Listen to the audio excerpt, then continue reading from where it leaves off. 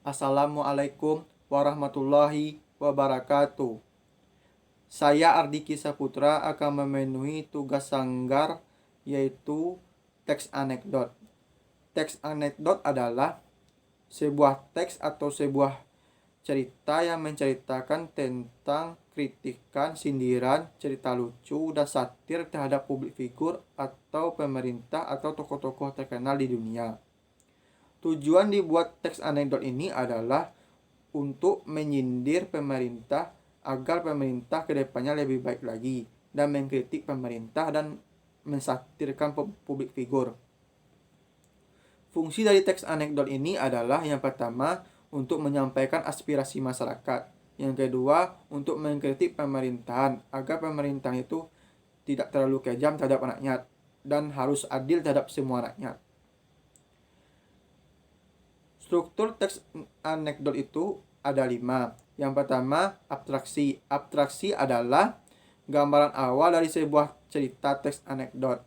Yang kedua, orientasi. Orientasi adalah pengenalan tokoh, watak, dan pengenalan karakter watak tokoh seseorang dalam teks anekdot tersebut.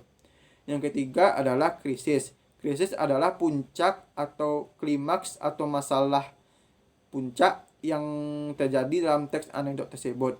Yang keempat adalah reaksi.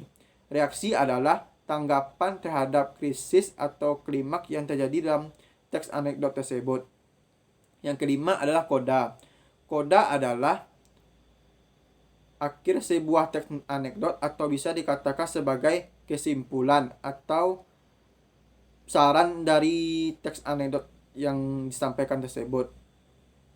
Baik, pada kesempatan kali ini saya akan menceritakan teks anekdot buatan saya sendiri, yaitu yang bertopik atau yang berjudul Hukum Indonesia yang Tajam ke Bawah.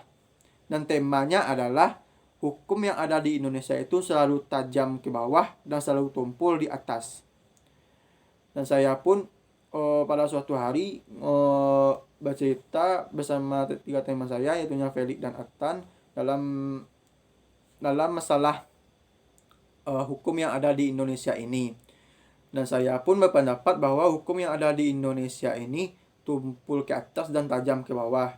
Pada saya mengatakan itu, saya pun berdebat dengan teman-teman saya. Dan saya pun mengatakan hukum di Indonesia itu sangat tajam ke bawah dan tumpul ke atas. Dan Atan pun menjawab, ya betul itu. Dan teman saya lagi, itu Felix, menjawab, enggak juga, adil katanya. Setelah kita berdebat-debat seperti itu, dapat disimpulkan bahwa pemerintah harus lebih tegas atau lebih adil dalam menerapkan hukum di Indonesia agar tidak jadi hal yang seperti itu.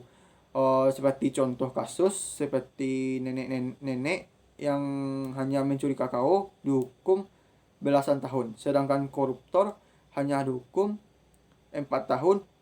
Kalau ada uang mungkin dikurangi hukumnya. Itu yang namanya bukan hukuman yang adil namanya. Itu namanya hukuman yang tajam di bawah dan tumpul ke atas. Jadi itulah hasil dari pengamatan saya tentang teks anekdot. Kalau ada kata yang salah, mohon dimaafkan. Assalamualaikum warahmatullahi wabarakatuh.